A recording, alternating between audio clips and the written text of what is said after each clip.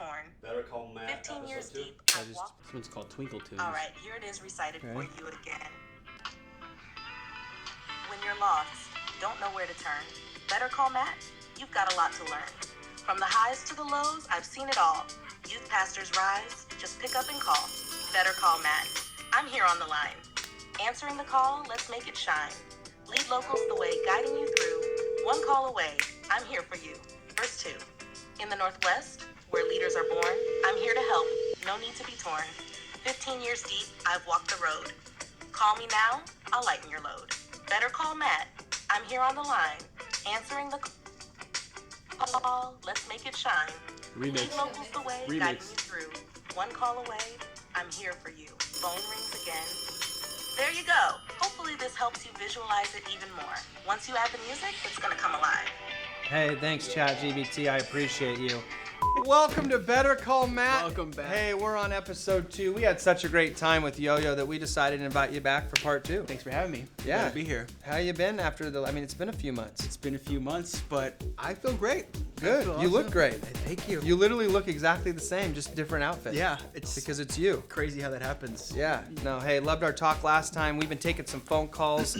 We've been taking calls from youth pastors. I've been a youth pastor for over 15 years. You've been in youth ministry now for well over 5. Yeah, well over 5. Right? Yeah. Yeah. At least my whole life, technically, because I'm a PK, but That's true. in it. That's true. Working it. Yeah. Got a caller, Oh, Isaiah Wilson. Oh, so let's just kick this right off let's then. go Yeah, into let's it. go Yeah. ahead and kick it off. Yeah, We got yeah. a live caller here. In fact, this caller comes from literally right now. They DM'd us. Is that right, Kaylee? Yep, So- Isaiah Wilson just DM'd you and he's ready to jump in. Wow, I love it. Okay, hey, Isaiah, why don't you introduce yourself, where you're from, and just the story. Yeah, man. I'm originally from Eugene, Oregon. My guy, Matt, man. I actually got linked up with you my first year Yes. of ministry. I remember that. And actually funny is going to your conference, I have became great friends and now a spiritual mentor of mine is Isaiah Robinson. Oh, come on. I love and- Pastor Isaiah Robertson. Yeah, no, And that's great. So, like, I was able to make all these connections, but I took a year off of ministry. and Hold I'm on, just hold on. really I'm sorry. kinda- We couldn't hear you because I hadn't picked up the phone yet. Yeah. There you go. Okay, there it is. Sorry. Go ahead. Yeah, so I'm Now we can from hear you. Eugene, Oregon, and now I hail in northern Washington, a place called Linden, Washington. Okay. And honestly, I took a year off of ministry really because I was just at a point of just trying to figure out what it meant to be a father and a dad. I didn't really have one, so I love that. I was kind of learning on the fly. And Can you I know, just our stop first you right ministry there, was- Isaiah? Can I just stop you? Yeah. There is not enough people that celebrate what you just said. You know, ministry's great. God's called us, but he's called us first to the family. And Yeah. I just want to thank you for your faithfulness to your family, because in a day and age that we're in where people highlight pastors and how they don't have great families, moral failure, all that stuff, you Yeah. hunkered down and you said, God, I know what I'm called to first. And That's because of that, God's going to bless you in this new season that you find yourself in, man. That's I appreciate that. I love man. that. So And- family's doing well, kids are good, one day at a yeah, time. so I got a son. He's a month old, and I have a 2-year-old daughter. But my big question for you guys to go through all that was going back into ministry. I have had this just more in my conscious, but some subconscious, I believe too, is I feel like I'm starting over. like I've never done ministry before. What does this look like? So now coming into it, my big question is, first year of ministry, going into a church, a different region, a different demographic of people, like all those things, what is the first thing that you would do going in there, really not knowing much other than the people that you've had conversation with? That is a great question. That's I don't know tough. if you want to start it off, or I mean, you want me to. I could definitely speak to. Yeah, really great stepping into question. your first year. I've been through a lot of. I think we said at the beginning of the episode. I've been at least over 5 years, but in that 5 years, there's been a lot of changeover for me. Okay. First being a high school director for like a year, and then becoming Youth Alive assistant director, and then at the flip of a dime, the director of Youth Alive in Arizona, and then all of a sudden Northwest director coordinator, and so like all these different changes, and so I feel like I'm pretty used to jumping into new scenarios that I'm not used to. One of the things I did when I first became the director or even the youth pastor is I did not try and change anything for the first year. I didn't want to try and come in with my own agenda and say that doesn't work, so we're gonna take that out of here immediately. It's like, nope. I just want to hear, well, why is that there? Because what if that's like a tradition thing that they hold on to dearly, and you just rip it out from them? They don't like you anymore because of that. You don't know. And so for me, the main thing for me for the first year was just learning the role and learning the people, mainly the people, of like, okay, so here's how the pastor operates. Here's how my leaders are going to operate. Here's how X, Y. Like, I just wanted to learn where I was. That way I knew I could grow the best or most effectively. No, that's good. That's good, man. I appreciate that. Yeah. Man, that's really good. And it's a big move. This is a big move for your family. I think to continue to acknowledge that is huge. Yeah. Just in our society these days, I'll talk to young ministers or people that want to be in ministry, and I begin to ask them, what do you want your ministry to look like? And they begin to tell me what other people's ministries are looking like, what they've seen on social media, what they think a pastor is and how that works. And there's not enough people that say, God, you call me and I will go. Wow. No matter how difficult, no matter how hard this is, I know you've called me, and so I'm going to go. And so I want to commend you for, you're taking your whole family state lines because God has called you to do that. That's awesome. And it doesn't always look great. Sometimes it's difficult and it's hard, but you're being obedient to God. And I think that's something we don't want to skip through too quick there. Yeah. Is that we're in the day and age we live in now, it's very easy to create a centerfold of ministry of what God will. If it doesn't look like this, I'm not doing it. Yeah. So that's great. And so coming into now that new role, I'm going to just continue to echo what you said. It's going to take you time, not only to learn the ministry and the culture that you're entering into, because why we want to get, we've said this before, get context before we get comment. Figure out get to know the church history. Yeah. Before you start changing something, figure out why in the first place it was already there. Who was it? Who started it? Whose idea are you bagging on that you're talking to right to their face and you don't even know? That you're bagging on their idea that they created 10 years ago in their church, and that's a family that's been there for 40 years, and they've bled, they've sweat, they've cried, they've nailed nails in the walls, they've prayed circles around that church, and you're coming in, the fourth youth pastor, after 5 years, coming in to say what you're going to change. Just put yourself there. They're already expecting of how you're going to act. Why don't we catch them off guard for a moment? Go, you know what? I'm just going to sit here and I'm going to learn for a year and figure out and get the church history. Not that you're not going to be driven to win one more soul for Jesus. But before we start talking about winning more souls for Jesus, why don't we ask God, who have you already entrusted with me at those students at that church? Let's not get so caught off of like, what campus club are we going to start, although I love campus clubs, until we figure out who's in our church in the first place, who God's entrusted us with, those families, with those kids and those teenagers. Be present in those kids' lives. Learn their names, learn their birthdays. The first thing I did in my new ministry that I was a part of, my first 6 months, is I took every single kid, or gave the opportunity in our database, took them out to Froyo, and did a group at a time. So, let's say you have 50 kids. Well, then let's do 10 a week. And take them out, be present, learn their name. You have no agenda. Do not cast vision to them. Don't tell them about what small groups you're going to start launching. Who are you? Tell me your story. Why do you love your youth ministry? Listen for that question. Why do you love your youth ministry? And then for that first year, pour into that and that goodness of why they love it, why they're coming. Earn trust, and trust takes time. You guys pretty much answered them, and thank you for addressing thing about the golden calf, like things they hold on to, because I often forget that when you go into a place, you can be basically spitting on something that somebody implemented and it not work out so well. No, and it may need change. Please hear me out. It may, but first learn, grow, figure it out, understand why they're doing the same things. Isaiah, you're not moving there to rent. You're moving there to own a home. When you go into a rental or you go over to a hotel, you treat it however you're going to treat it, and you leave after however long until, how can you serve me? Where are my towels at? How's room service going? You know what? But when you're moving into the home, it's okay that the carpet's ugly because you're in it for the long haul, and it's going to take time to remodel the youth ministry, and it takes even more time to remodel a life and to disciple students. That's good. All right. Well, hey, we'll stay in touch. Pastor Isaiah, thank you for that DM here while we were shooting and filming. Right on the spot. Man. Better call Matt. Love you and believe in you. Thank you for what you're doing. All right. Hey, and if I can make a suggestion real quick. Yeah. Make sure you let all youth pastors know youth ministry is not a stepping stone. Woo! That is good. All right, love y'all, man. Take Love care. you. Man, that was so good. That was It's great. not a stepping stone. It's not. If it's a stepping stone, then it has an age to it. Yeah. You know, as soon as I turn 30, all my pastor friends, hey, when are you going to plant a church? When are you going to be lead pastor? You know, and I believe in the next generation. I hope I can do this as long as I possibly can do. Mm-hmm. Because they used to need an older brother, but now they need an older uncle. Yeah.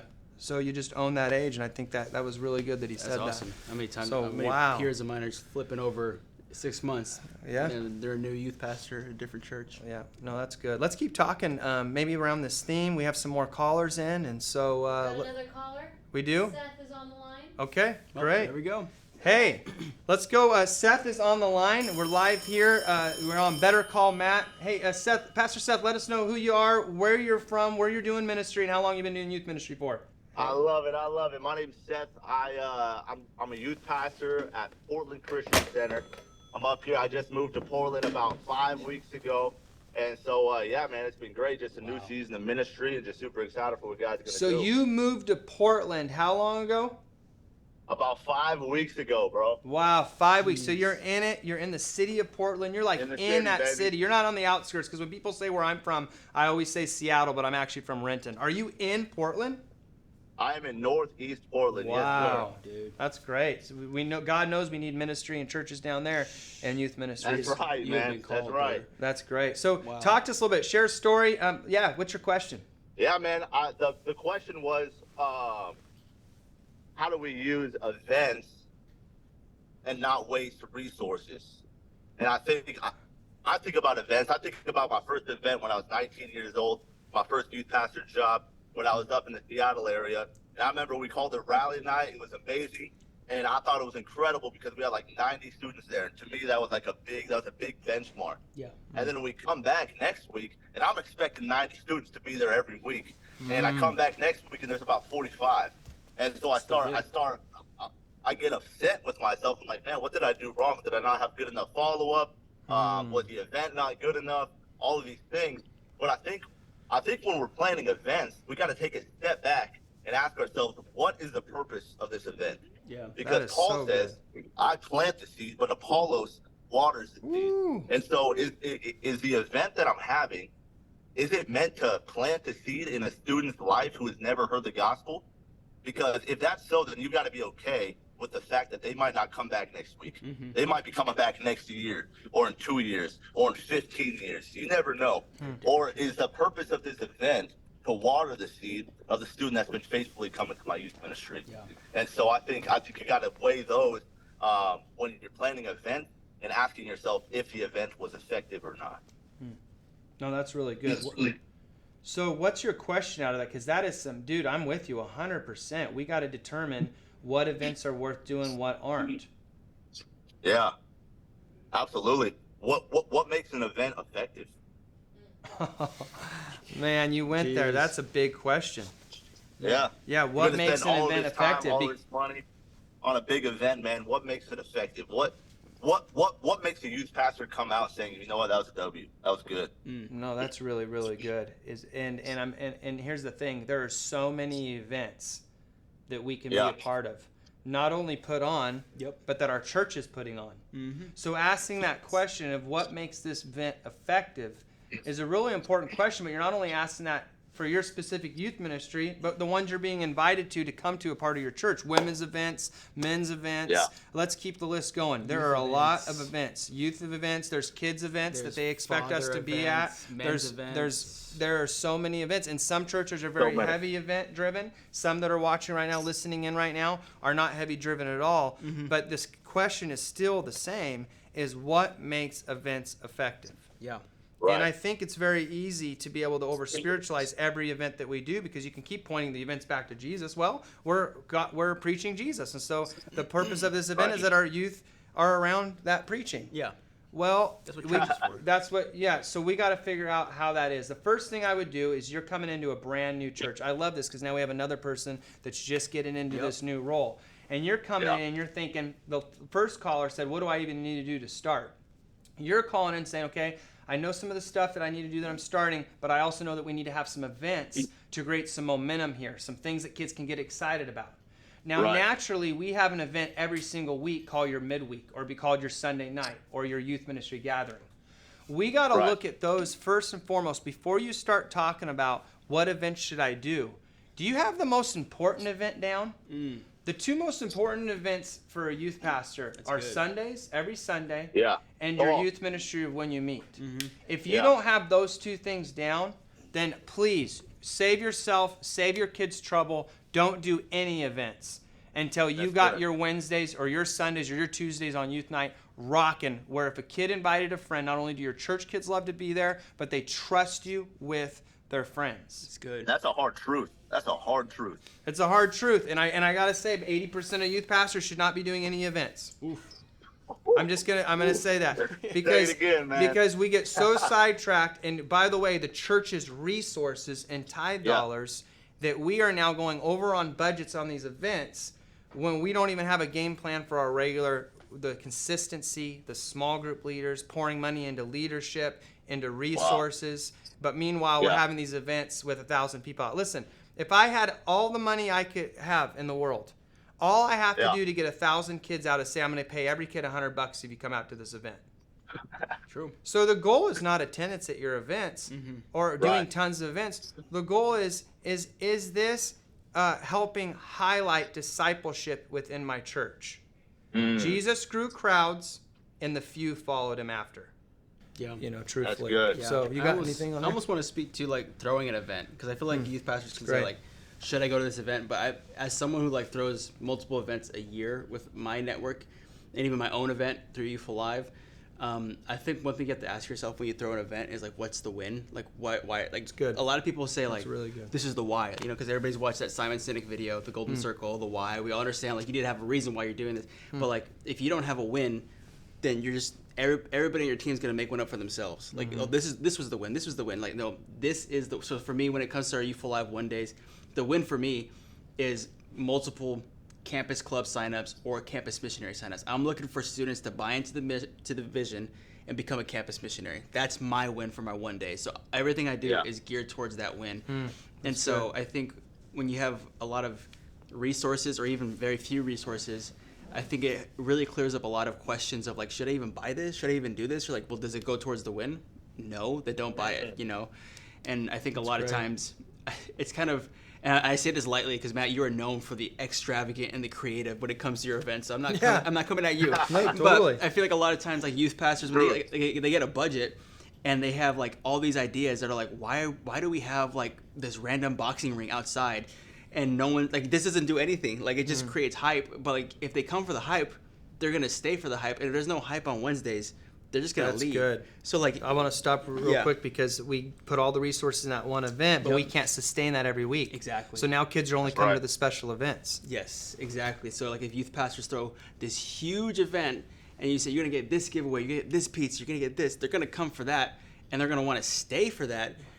But if you make it all around the word, the gospel, the presence, of course, if they come for that, they'll stay for that. So they'll come for what they came for. It definitely needs to be both. That's good. So I think it definitely needs to be both. Yes, exactly. So I think when you have an event, you need to ask yourself, what's the win? And is this effective towards the win? And that saves up a lot of time and resources that you don't need. That's great. And your pastors and the events you do, and I don't know your church's events, all that kind of stuff. So this isn't personal. I'm just talking holistically here for our listeners. There could be so many events, and your pastor keeps saying, well, this is good because it does. We want our kids around all these different things. True. That could be true. They could actually be great events. But how often does the church need to produce something in order to disciple kids? Or is there a rhythm to it, and you don't need it every single event where their events should be, I'm reading my Bible daily, I'm weekly engaging with community. There's got to be a point where the church says, we're doing an event every single month. Can't we allow them to schedule a barbecue with their friends and just hang out at their house? Do we really have to schedule a monthly groups gathering, or can our group leaders just run with it and go with it? Do we really need to be at a men's event once a month? Or could we highlight those two big ones that the church does do where they bring in the special speakers? And we'll make sure during group launch, we go to those two events, maybe not the other ones, to help us get the men together and have a nice, fun thing for them to do before they start their youth small groups. That's so true. So there's a back and forth here, and it depends on what church you're from. Because even with youth pastors, the number one feedback I get with my events He's like, I wish we had more time for community. I wish we had more time for this, like just to talk with each other. And I'm like, you can do that outside the event. You can go get a coffee. You guys have cars. Drive to DQ after a youth ministry. Yes. We don't need food every single week afterwards. Exactly. So I'm like, there's a lot of things you can encourage them for, because the youth pastor will say, I wish we had more time to connect with other churches in that area. You have a phone. You have Instagram. You can reach out to the youth pastors. Hey, let's get a coffee. I want to know your heart and see if we can do this youth ministry thing together. And some of the best, Youth Alive clubs that I've seen, just because that's my context, is when a youth pastor decided to reach out to all the churches in his local area and say, hey, how can we take this school campus together?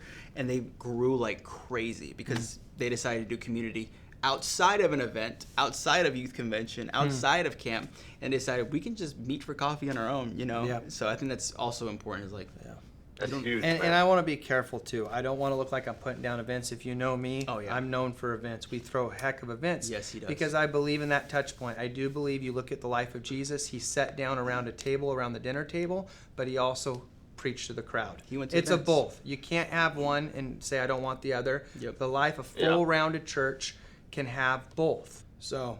Good, man. Love the call. I love that scripture that you pointed out. Yeah. And I love what you're doing in Portland. We need more great youth ministries in Portland. So I'm thankful for your obedience and your faithfulness to the call of God into this next generation. It's inspiring. Hey, man, you're inspiring. Come on, man. Well, hey, I'll talk to you soon. Take it easy. Thank you, Pastor Seth, for the call. Absolutely. Thank you, guys. Thank you. Wow. No, just such a great. Wow. Yes, that's connected. Such a great conversation. Dude, that was awesome. Yeah. No, and I think a lot of times we can pit events against each other. And I'll hear even youth pastors sometimes saying, oh, well, we're all about discipleship. We don't do any of the extra zazz. And often they're speaking maybe out of insecurity. Maybe they don't have the gift mix to be an event planner. Or the resource. Because when you're called into full-time ministry, you don't think you're an event planner, It's true. Or, and I was going what you said, they don't have the resources. Yeah. So there's this insecurity going, well, look at the big church up there. Of course they can do free food every week. And I get that reality, and we need to be sensitive to that. But let that not be how then we have an attitude or how we function or make a theology out of it. Yeah. Just be real with where you're at, what resources you have. And I guarantee you, if you're at a church of 30 people, you got one person in that church that would love to make fresh baked cookies every week for your youth ministry. Mm-hmm. Make that the event. Sister Becky. I mean, it's crazy how many things I've done on a Wednesday that's really not that cool. We did an H2O bar. Come on out to Next Gen, to Youth Church, because we have an H2O bar. That's incredible. You're not going to want to miss it. Kids came out there pouring the different flavorings in the water. We had sparkling water. We had distilled water. I'm telling you, it was in the middle of the summer. And we did. So the cop out of, well, we don't have the resources, is just a cop out. Because water and those little mijos. That's Are they son. little mijos? Mijos is a son in Spanish. Oh, what was like it? My boy. Oh, not my little Milo. boys. I think it's a Mayo or Milo. I don't know. Milo, the little water things. Flavored water. Flavored water stuff. And, it's not expensive. We had them little mijos. And so the events, well, why are we doing H2O water, all that? Because kids have friends that don't go to church, and they're thinking it's hilarious. H2O bar, what is this? They come out, they hear about Jesus, there's this partnership. Yes, we need to make the call that Jesus is the only way, truth, life, no one comes to the Father but through him. Yes, we need to have discipleship, but everybody starts somewhere. And we need to have ministries that are open to everyone. A lack of resources is an open door for creativity all the time. Like these. If I love it. Say that again. A lack of resources. A lack of resources is an open door for creativity. Yeah. If you have these parameters, you find a different way. I feel like having all that resource sometimes diminishes creativity, because you're like, oh, we'll just buy it. We'll just do this. So good. We can just afford it. But for me, in my experience, we didn't have a lot of money when we were in a youth pastor position. And so we got real creative. So I love the H2O bar. We did crazy things like we just had a dance party. Like if you had a Bluetooth speaker and just some hype, you can definitely have a moment there. But then, and events are so important because Jesus himself went to events. Like when he got lost. His first miracle. He got lost at the temple at 12. That was an event he was going to, or his first miracle was at an event. And so Jesus went to events, and I think it's important that we also go to events too. But if you're going to throw it on, don't let resource be a reason why you can't. Yeah. Excuses don't win souls. Solutions advance the kingdom. That's okay. Yes. Say that again. Yes. Excuses don't win souls. Solutions advance the kingdom. Yep. Yep. If you don't hear anything else today, don't make excuses. Yeah. God's given you what you need, when you need it, where you need it. He's given you all that you need. And we pray that you would feel that today. Yes. As we talk about events, as we talk about, really, today was all about newbies. They were coming in, first year of ministry, some going into different, both of them, the callers, different ministry. And so what are we going to call this episode today? Let's call it Newbie. News for the newbie? Newbie news. The news, newbie news for the newbie. News. The good news for the newbie. The good news for the newbie. Or something like that. We'll workshop that. We're going to work it in. Yeah. We'll see you back on next episode, Better Call Matt, where we take your calls and we unpack your questions. Should we try that again? Your call has been forwarded to an automatic voice message system.